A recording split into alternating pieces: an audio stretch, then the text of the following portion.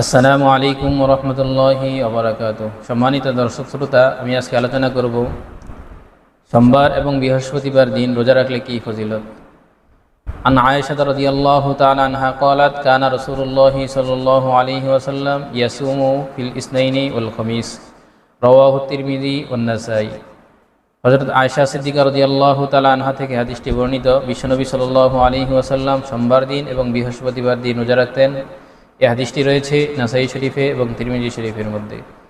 আল্লাহ রাব্বুল আলামিন যেন আমাদের সবাইকে সোমবার এবং বৃহস্পতিবার দিন রাসূল সাল্লাল্লাহু আলাইহি ওয়াসাল্লামের আদর্শ যারা আমরা মেনে চলার ইচ্ছা রাখি, ইনশাআল্লাহ সোমবার এবং বৃহস্পতিবার রোজা রাখবো। আল্লাহ তাআলা আমাদের সবাইকে তৌফিক দান করুন, আমিন।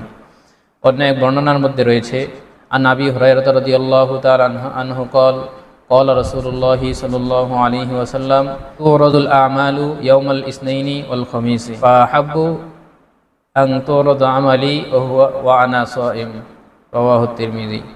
হযরত আবু হুরায়রা রাদিয়াল্লাহু তাআলা আনহু থেকে হাদিসটি বর্ণিত, রাসূল সাল্লাল্লাহু আলাইহি ওয়াসাল্লাম ইরশাদ করেছেন, বৃহস্পতিবার দিন আমি রোজা রাখি।